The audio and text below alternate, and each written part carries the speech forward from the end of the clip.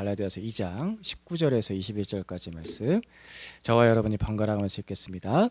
나는 율법과의 관계에선 율법으로 말미암아 죽어버렸습니다. 그것은 내가 하나님과의 관계 안에서 살려고 하는 것입니다.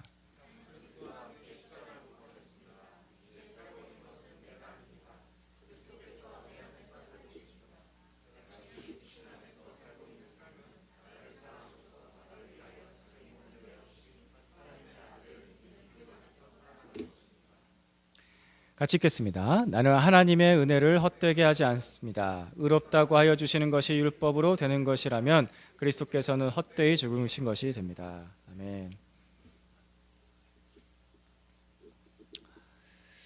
사랑하는 형제자매 여러분, 예수님을 믿는 신앙은 새로워지는 것입니다. 이전의 삶이 끝나고 새 삶이 시작되는 것이 예수님 믿는 삶입니다.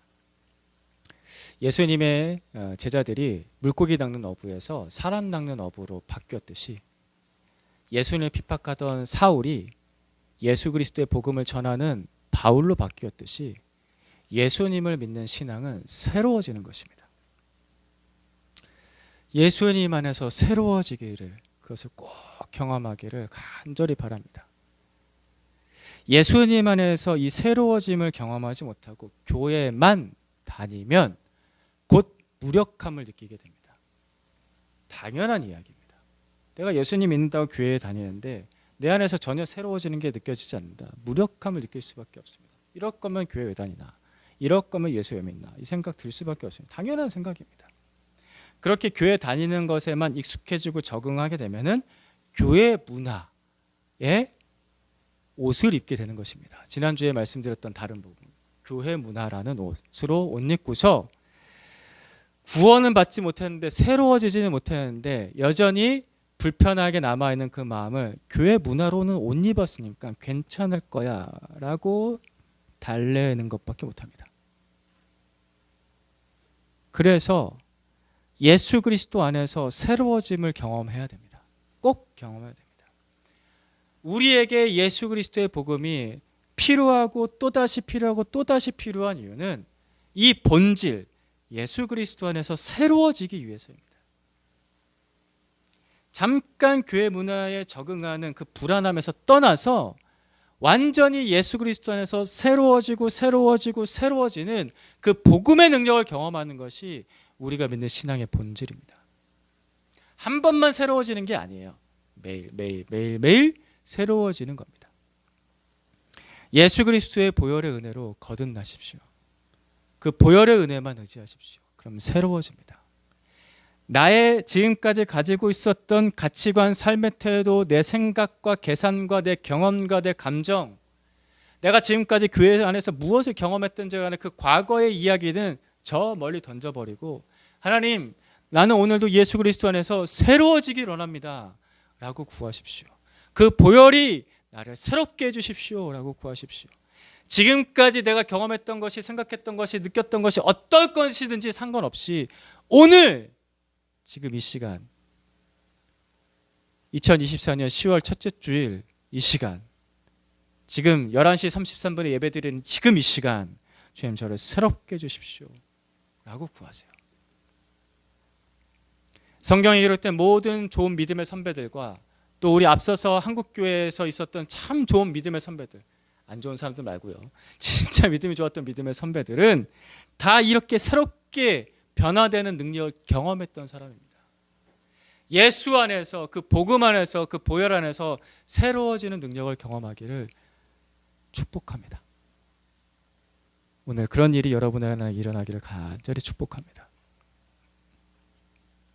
그래서 헛마음 지금 내던지세요. 똑같은 예배 또 드리는 거야. 그런 생각 지금 내던지세요. 지난주랑 별로 다를 게 없을 거야. 그 생각 내던지세요. 오늘 여러분 안에 새로워지는 은혜가 있기를 축복합니다. 기대하세요. 저를 기대하지 마시고 예수님을 기대하세요. 예수님께서 내 안에 새 일을 행하십니다. 오늘 우리가 읽은 말씀은 갈라디아서 2장입니다. 갈라디아서 2장에는 아주 독특한 이야기가 기록되어 있습니다. 성경에 이런 이야기도 성경에 있어? 라고 할 만한 몇몇 이야기들이 있는데 그 중에 하나의 이야기가 갈라디아서 2장에 기록되어 있습니다. 오늘 읽은 19절 앞의 이야기인데요, 11절부터 보겠습니다. 11절부터 14절까지 번갈아 가면서 읽겠습니다. 그런데 게바가 안디옥에 왔을 때 잘못한 일이 있어서 나는 얼굴을 마주보고 그를 나무랐습니다. 그것은 게바가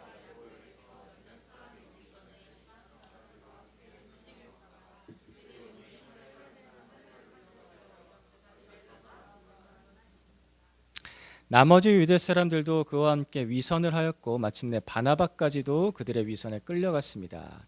나는 그들이 복음의 진리를 따라 똑바로 걷지 않는 것을 보고 모든 사람 앞에서 게바에게 이렇게 말하였습니다. 당신은 유대 사람인데도 유대 사람처럼 살지 않고 이방 사람처럼 살면서 어찌하여 이방 사람더러 유대 사람이 되라고 강요합니까? 아멘. 먼저 배경 설명을 드리겠습니다. 여기서 안디옥이라는 도시가 나옵니다. 이 안디옥이라는 도시는 이스라엘 땅이 아니라 다른 나라 땅이에요. 수리아, 시리아에 있는 안디옥이라는 도시가 있었습니다. 그러니까 이방 사람들, 이스라엘 사람들이 아닌 외국 사람들이 살던 땅이죠. 이 안디옥이라는 도시에 교회가 세워지는데 안디옥 교회라고 합니다. 그래서 이 안디옥 교회는 유대인들이 그리스도인으로 개종한 사람들이 모여서 교회를 세운 것이 아니라 유대인들이 이방인들, 그 안디옥에 사는 사람들에게, 그리스 사람들에게, 다른 나라 사람들에게 복음을 전하면서 세워진 교회가 안디옥 교회입니다. 그래서 안디옥 교회는 처음에 세워진 예루살렘, 이스라엘에는 수도죠. 예루살렘에 있는 교회의 구성원들과는 상당히 다른 거죠.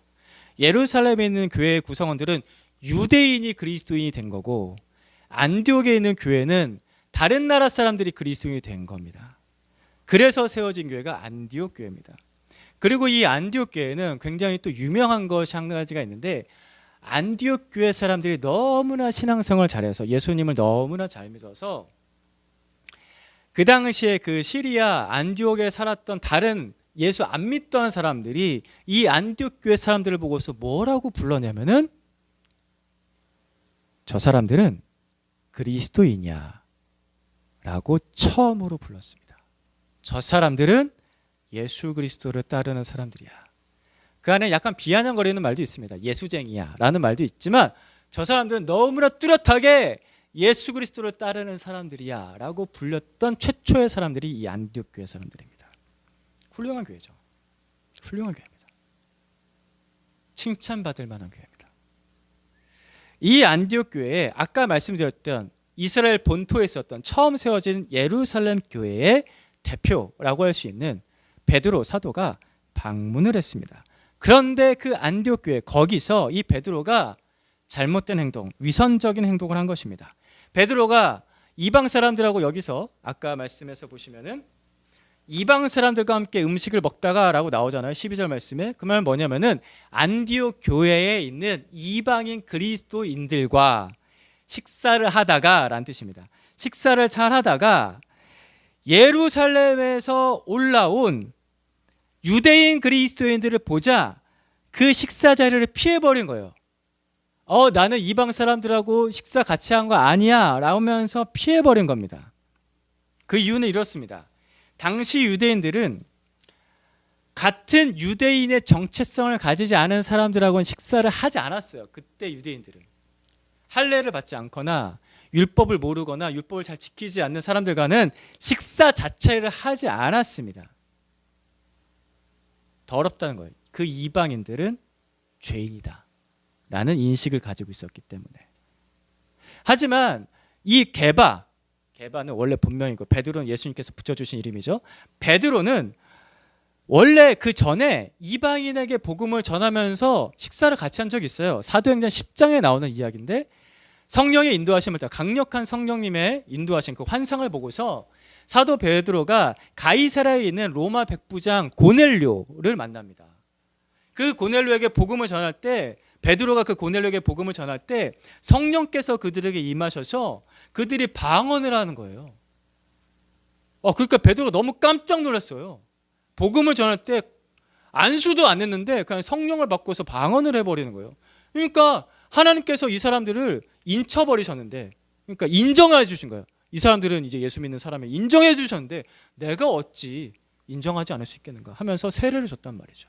그 놀라운 일을, 그 전까지는 유대인들만 예수 믿고 구원받을 수 있었다고 유대인은 그렇게 생각하고 있었는데 그게 아니라 이방 사람들도 다른 나라 사람들도 예수 믿고 구원받고 성령 받네 라는 그 놀라운 일을 베드로가 처음 경험한 거예요. 그것을 본부라고 할 수 있는 예루살렘 교회 가서 여러분 이방 사람들도 예수 믿고서 구원받았습니다. 심지어 성령을 받았어요. 방언도 했어요. 라고 보고까지 했다고요. 그래서 베드로 마음 안에는 이방인이나 유대인이나 똑같이 예수 믿으면 구원받고 같은 그리스도인 하나님의 자녀가 된다라는 복음적인 인식이 있었습니다. 근데 문제는 뭐예요? 그 건강한 복음적인 인식이 오랫동안 지속되지 못했다는 거죠. 왜냐하면 이 예루살렘 교회 안에 여전히 우리의 유대인만 특별해라는 선민 사상이 강력하게 존재하고 있었기 때문입니다. 예루살렘 교회의 유대인 그리스도인들은 자신들만 진짜 하나님의 백성 구원받은 자라고 생각했습니다. 그런데 생각해 보면요, 이 예루살렘 교회에 베드로도 그렇게 얘기했잖아. 이방인도 구원받았다고. 바울도 와서 얘기했어요. 이방인이 구원받았다고. 그러다 보니까 그래 이방인도 예수 믿고서 구원받았어 그리스도인이야 라고 인정은 했잖아요. 인정하는 얘기가 사도행전 15장에 나오거든요. 예루살렘 교회 회의라고. 그걸 인정하는 얘기가 나왔는데 또 불구하고 자기들만 여전히 진짜 하나님의 백성 우리야 라는 인식이 아직도 있었다고. 그러면은 이방인 그리스도인은 뭐라고 생각했을까요? 이방인 그리스도인들을 이 유대인 그리스도인들은 뭐라고 생각했냐면 그리스도인이긴 그리스도인인데 열등한 2등 신자 정도로만 생각한 거예요. 1등은 누구? 유대인. 너희는 2등. 이 인식이 계속 있었기 때문에 우리가 사도행전 이후로 계속해서 서신서 읽다 보면은 이 유대인 그리스도인들이 계속 그 얘기하는 거예요. 이방인 그리스도인 너희도 2등이 아니라 1등이 되려면은 할례도 받고 율법도 지켜야 돼. 이 얘기를 계속 하는 거예요. 그래서 계속 하고 있는 거예요.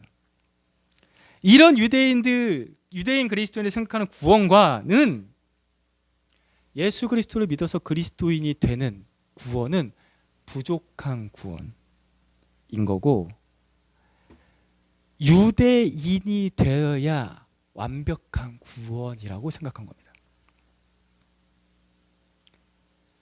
이들의 구원과는 유대인이 되어야지 구원이 받았다고 생각한 거예요.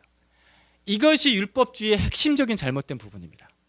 이것이 유대인의 민족주의 그 선민사상의 가장 핵심적으로 잘못된 부분. 유대인이 되어야 진짜 하나님의 백성 구원받은 자라고 생각하는 거. 그래서 이 유대인들 율법 준수를 굉장히 열심히 하잖아요. 이 율법 준수는 굉장히 열심히 하는 것도 이유가 있어요.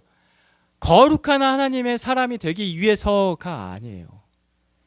하나님께서 주신 은혜에 감사하는 마음으로 반응하는 순종이 아니에요. 그게 아니라 유대인 티를 팍팍 내고 싶은 거예요.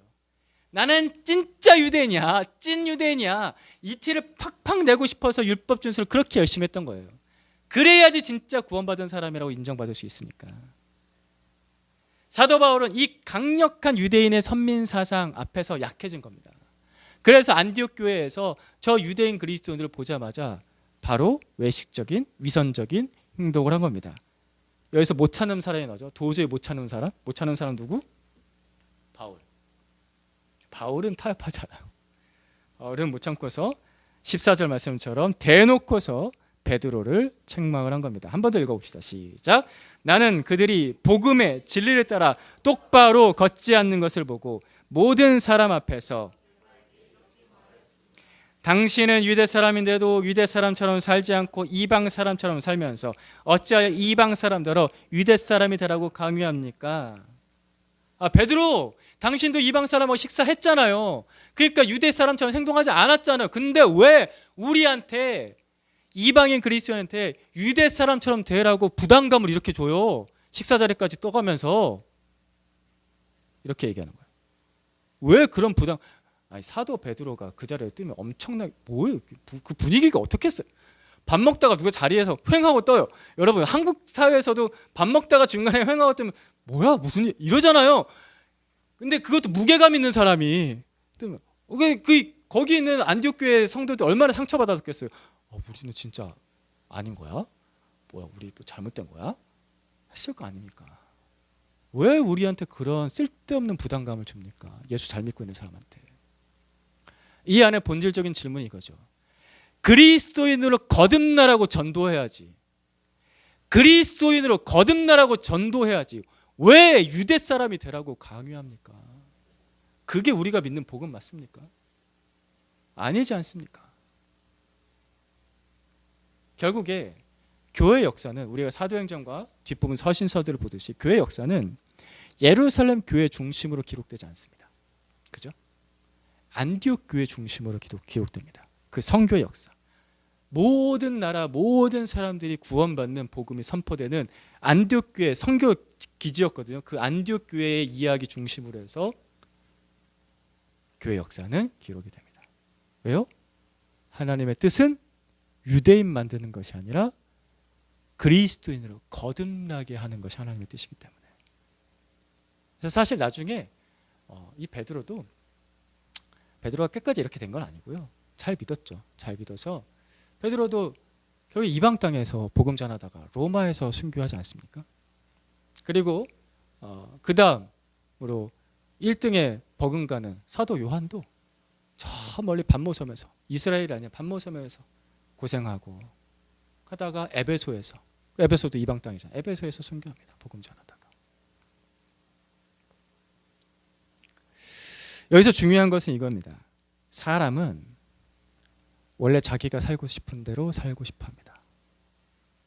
자기가 태어나서 배우고 경험하고 느끼고 만들어진 가치관, 생활 습관 있는 그대로 변하지 않고, 특별히 뭐가?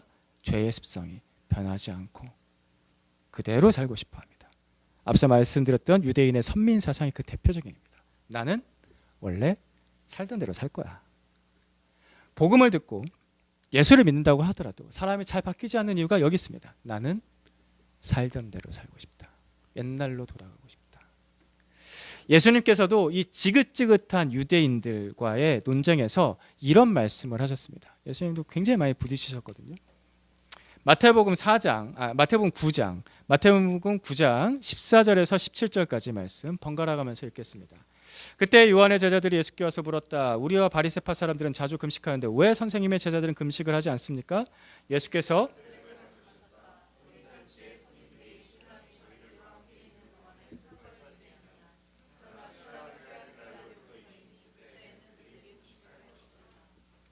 생배 조각을 낡은 옷에다 대고 깁는 사람은 없다. 그렇게 하면 새로 된 조각이 그 옷을 당겨서 더욱더 크게 찢어진다. 새 포도주를 낡은 가죽 부대에 담는 사람은 없다. 그렇게 하면 가죽 부대가 터져서 포도주는 쏟아지고 가죽 부대는 못 쓰게 된다. 새 포도주는 새 가죽 부대에 담아야 둘 다 보존된다. 아멘. 이 말씀에서 나오는 여기 요한의 제자들이 나오잖아요. 이 요한은 세례 요한을 말합니다. 그러니까 예수님께서 오시기 전에 공생의 사역을 시작하시기 전에 먼저 요단강에서 세례 주던 요한, 예수님의 길을 예비하던 그 요한, 세례 요한의 제자들이 예수님께 와서 질문합니다. 근데 여기서도 이제 좀 웃기죠. 왜 선생님의 제자들은 금식하지 않습니까? 선생님은 예수님도 금식하지 않았을 거 아니에요. 그러니까 대놓고서 세례 요한의 제자들이 왜 예수님은 금식하지 않으세요? 라고 말하기가 약간 좀 그러니까 뻘쭘하니까 좀 쫄리니까 예수님의 제자들한테 왜 선생님의 제자들은 금식 안 해요? 왜 안 해요? 라고 이렇게 약간 쫄려서 질문하는 겁니다. 웃기죠, 이것도. 근데 여러분, 금식의 목적이 뭘까요? 금식 기도 왜 할까요?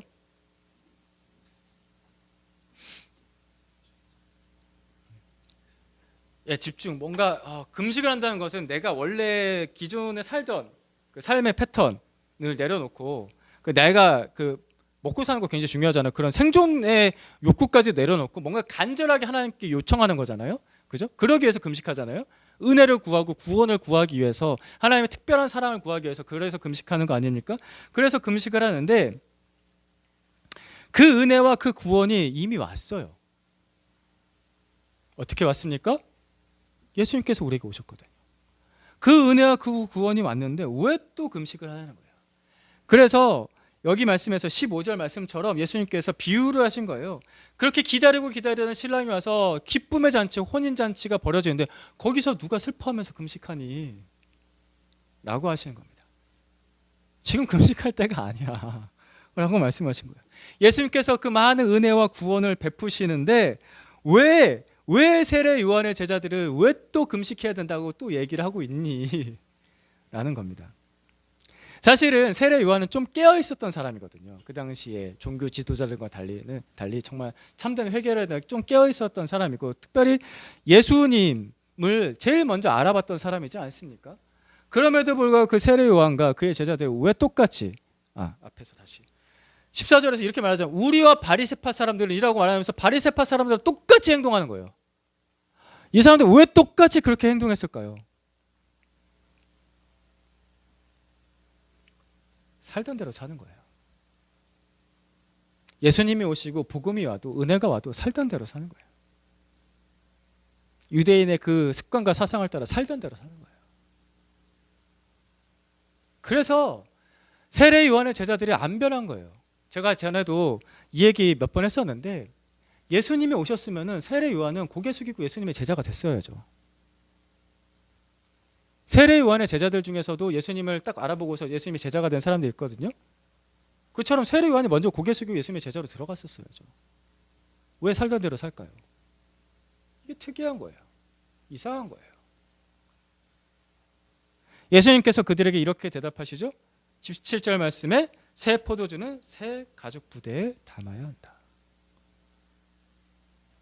낡은 가죽 부대, 약간 빈티지스러우니까, 가죽 부대 오래되면 빈티지로 약간 좀 손때타고 막 이 가죽 부대 버리기 좀 아까워. 그러니까 이 가죽 부대를 좀 잘 살려가지고 여기다가 포도주 다시 또 담아서 새 포도주 담아서 쓰면 안 될까? 안 돼요. 왜냐하면 새 포도주를 담으면 거기서 다시 또 발효를 하거든요. 그럼 한번 그 탄력성이 사라진 낡은 가죽 부대는 더 이상 버티지 못하고 터져버린다고.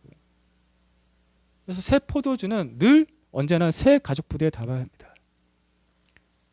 빈티지를 너무 좋아하시면 안 돼요. 닳고 다른 그 유대인의 선민사상, 그거 아껴가지고 뭐 하려고요? 닳고 다른 나의 그 인간의 신념, 지금까지 내가 살았던 신념, 나의 가치관, 나의 생활 습관에는 새 포도주, 새로운 복음은 담겨지지 않습니다. 복음은 하나님의 은혜로 새로워진 마음에만 담깁니다. 따라해 봅시다. 복음은 하나님의 은혜로 새로워진 마음에 담깁니다. 저는 이거 전도할 때마다 많이 느껴요. 이제 담겼구나. 하나님의 은혜로 마음이 새로워져서 담겼구나. 여러분, 이걸 구하셔야 돼요. 자꾸 옛날 생각, 옛날 습관, 내 경험이 이랬어, 내 경험이 저랬어, 교회 다녀보니 이랬어, 저랬어, 그거에다가 복음을 담으려고 하지 마세요. 그래서 내가 변화되지 않는 거예요. 복음의 능력을 경험하지 못해요. 하나님, 제 마음을 새롭게 주십시오. 겸손하게. 사람을 잘 회심하지 못하는 이유, 자꾸 이전으로 돌아가려는 죄의 관성 때문에.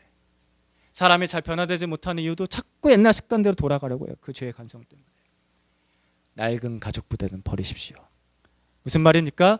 이전에 나는 죽어야 됩니다. 과거의 나는 죽어야 됩니다.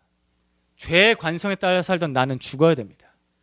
내 옛날의 가치관과 습관대로 살던 나는 죽어야 됩니다. 그래서 유대인 중에 가장 유대인스럽고 탑 오브 탑이었던 유대인이었던 바리새인 중에 바리새였던 사도 바울이 오늘 본문 말씀에 이렇게 말하는 거예요. 19절 20절 말씀 제가 읽겠습니다. 나는 율법과의 관계에서는 율법으로 말미암아 죽어버렸습니다. 그것은 내가 하나님과의 관계 안에서 살려고 하는 것입니다. 나는 그리스도와 함께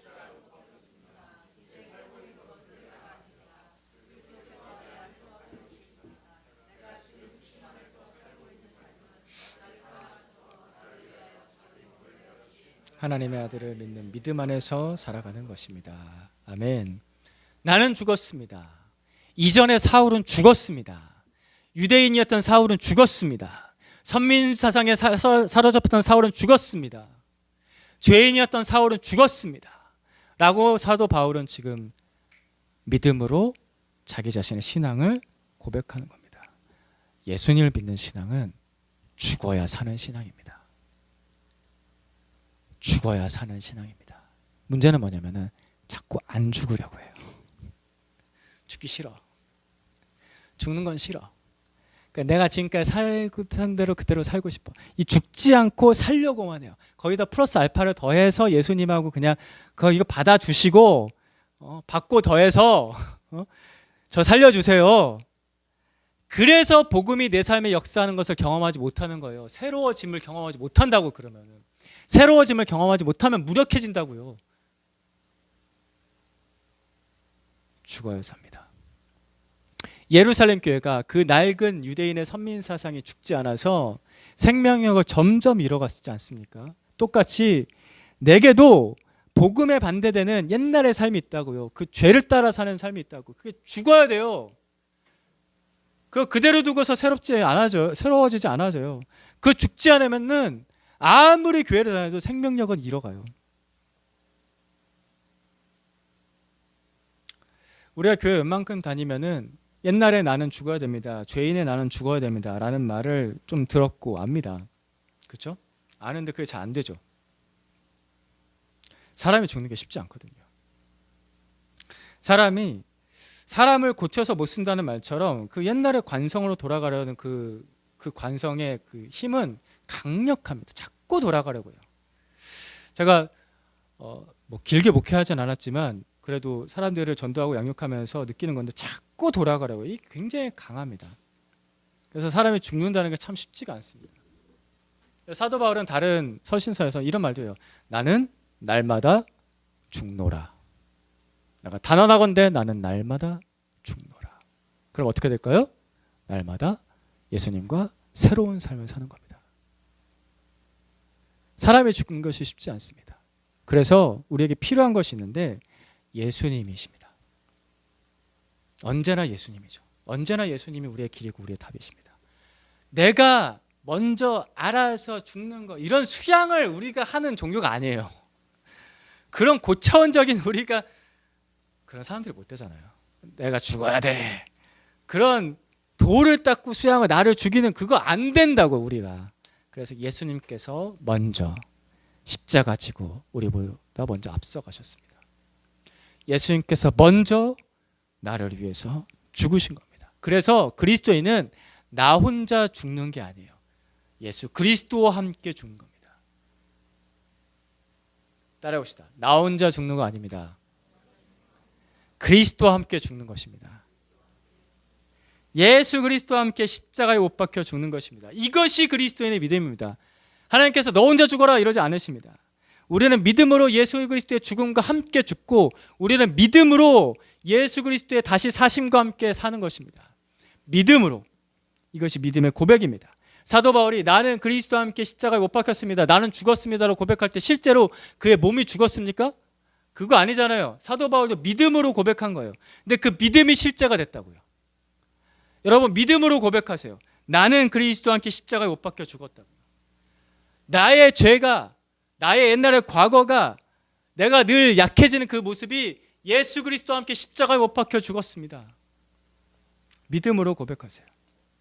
믿음으로 고백하면 그 믿음으로 죽고 믿음으로 삽니다. 맨 마지막에 뭐라고 말합니까? 나를 사랑하사 나를 위하여 자기 몸을 내어주신 하나님의 아들을 믿는 믿음 안에서 살아가는 것입니다. 믿음으로 죽고 믿음으로 사는 것입니다. 우리 예수님께서 네 믿음대로 될지어다 라고 말씀하셨잖아요. 예수님께서 그 믿음의 고백대로 이루어 주십니다. 따라해봅시다. 나는 그리스도와 함께 십자가에 못 박혔습니다. 그 찌질하고 죄짓고 늘 맨날 뱅뱅뱅뱅 도는 그 삶이 나를 힘들게 할 때마다 예수님 앞에 고백하세요. 의지하시면서 예수님 믿으면서 고백하세요. 나는 그리스도와 함께 십자가에 못 박혀 죽었습니다. 그 찌질한 모습이, 그 죄인의 모습이, 그 방황하는 모습이, 그 불안한 모습이 예수 그리스도와 함께 십자가에 못 박혀 죽었습니다. 특별히 갈라디아서 2장 20절은 바울이 1인칭으로 나는 이란 말을 굉장히 강조해서 반복하면서 고백을 하고 있습니다. 그 뜻은 무엇이냐면은 예수님과 바울 사이의 긴밀한 깊은 관계를 말합니다. 그래서 20절 말씀만 한 번 더 다시 읽겠습니다. 같이 읽겠습니다. 시작. 나는 그리스도와 함께 십자가에 못 박혔습니다. 이제 살고 있는 것은 내가 아닙니다. 그리스도께서 내 안에서 살고 계십니다. 내가 지금 육신 안에서 살고 있는 삶은 나를 사랑하셔서 나를 위하여 자기 몸을 내어주신 하나님의 아들을 믿는 믿음 안에서 살아가는 것입니다. 여기서 내가가 몇 번 나올까요? 나는, 내가, 내 안에 몇 번 나올까요? 예, 6번 나옵니다. 6번. 한 번 신앙 고백하는데 나는 내가 그만큼 예수님과 바울이 굉장히 긴밀하게 연결되는 거예요. 믿음으로 연결되어 있는 거예요. 여러분, 예수님하고 내가 연결되는 건 믿음밖에 없어요. 사도 바울처럼 계속해서 믿음으로 고백하는 겁니다. 예수님과 바울을 긴밀하게 연결해주는 그 십자가에 사도 바울을 위해서 흐르는 보혈이 있었던 겁니다. 그래서 예수님과 사도 바울이 뗄 수 없었어요. 그 보혈 안에서 예수님과 함께 죽고 예수 그리스도의 보혈 안에서 예수님과 함께 사는 거예요. 피가 흐른다라는 것은 무슨 의미입니까? 죽었다는 뜻이잖아요. 생명력이 사라진다는 뜻이다. 근데 신기하게도 예수 그리스도의 보혈이 흐른다는 것은 죽었다는 의미가 함께 다시 또 산다라는 의미가 있습니다. 사도 바울은 그렇게 예수님과 함께 죽고 예수님과 함께 살았습니다. 예수님과 나를 긴밀하게 연결해주는 그 십자가에는 나를 위한 보혈도 흐릅니다. 그 보혈 안에서 나도 죽고 예수님과 함께 사는 겁니다. 그 보혈이 우리를 새롭게 합니다. 나의 결단이, 나의 경험이, 나의 가치관이, 나의 신념이, 나의 의지가 나를 새롭게 하지 못합니다. 예수 그리스도의 보혈, 그 보혈이 나를 새롭게 합니다. 그러니까 믿음으로 고백해서 긴밀하게, 그게 나를 위한 보혈이야. 여러분이 복음과 반대되는 옛날의 삶이 분명히 있잖아요. 그죠? 자꾸 옛날로 돌아가는 그런 관성이 자꾸 있잖아요. 그걸 가지고서 예수님 앞에 가지고 나와서 주님, 제가 이걸 어떻게 해결하지 못하겠어요. 그래서 예수님과 함께 십자가에 못 박는 겁니다. 예수님 못 박아주세요. 저는 못도 없고 망치도 없어요. 예수님께서 못 박아주세요. 그럼 거기에 나를 위한 보혈이 흐릅니다. 그 보혈이 나를 새롭게 합니다. 여러분, 죄를 사랑하죠.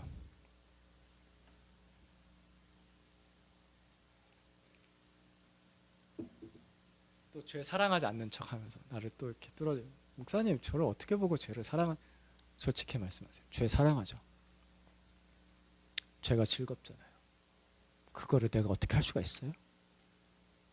그걸 내가 어떻게 할 수가 없어요.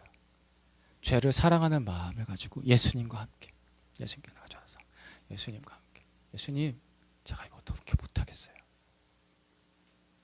도저히 어떻게 못하겠어요. 저는 죄를 갈망해요. 저는 죄에 목말라 있어요. 이걸 안 하면 견딜 수가 없거든요. 예수님, 이거를 십자가에 못 박아주세요. 예수님께서 그때 나의 그 죄를 사랑하는 마음을 십자가에 못 박아주십니다. 거기에 나를 위한 보혈이 흐릅니다. 나를 새롭게 하는 보혈이 흐릅니다.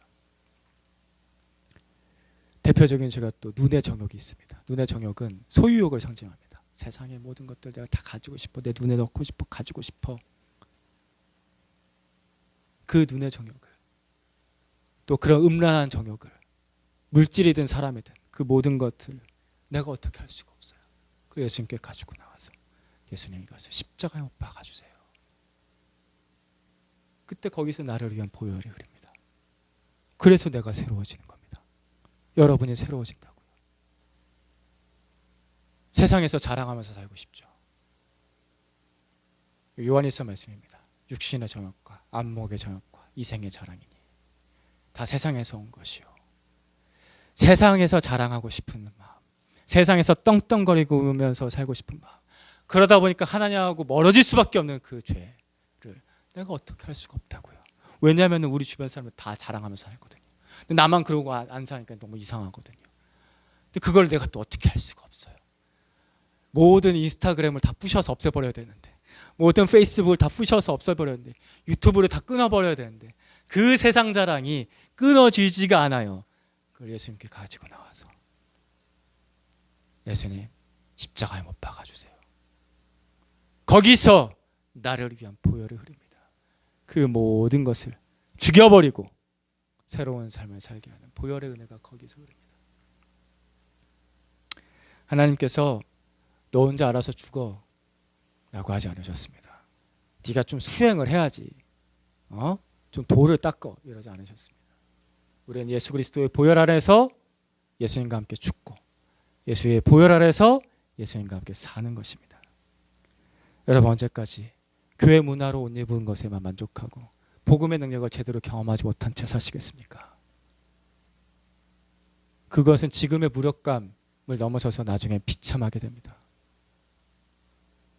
믿음으로 예수와 함께 죽으십시오. 아멘. 한 명밖에 안 했어요. 믿음으로 예수와 함께 죽으십시오. 믿음으로 예수와 함께 사십시오. 아멘. 믿음으로 예수와 함께 죽고 믿음으로 예수와 함께 사는 삶. 거기에 복음의 능력이 있습니다. 새로워지는 복음의 능력이 있습니다. 20절 말씀, 나의 고백인 것처럼 나의 고백으로 삼아서 천천히 한 번 더 읽고 마치겠습니다. 나는 그리스도와 함께 십자가에 못 박혔습니다. 이제 살고 있는 것은 내가 아닙니다. 그리스도께서 내 안에서 살고 계십니다. 내가 지금 육신 안에서 살고 있는 삶은 나를 사랑하셔서 나를 위하여 자기 몸을 내어주신 하나님의 아들을 믿는 믿음 안에서 살아가는 것입니다. 아멘. 할렐루야. 이 귀한 복음을 주신 주님을 찬양합니다. 기도하겠습니다. 주님, 제가 혼자 살아서 죽을 수가 없습니다. 이 죄를 죽일 수가 없습니다. 우리가 혼자 살아서 이 죄를 죽일 수가 없습니다. 그런 줄 아시고 이미 잘 아셔서 우리 주 예수 그리스도를 우리에게 보내주셔서 너무나 감사합니다.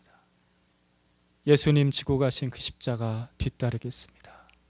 예수님 죽으신 그 십자가에서 우리의 죄인의 삶도 같이 죽기를 합니다. 날마다 죽고 날마다 예수와 함께 살기를 합니다. 보혈의 은혜로 우리를 덮어주시옵소서. 보혈의 은혜로 우리를 새롭게 하여 주시옵소서.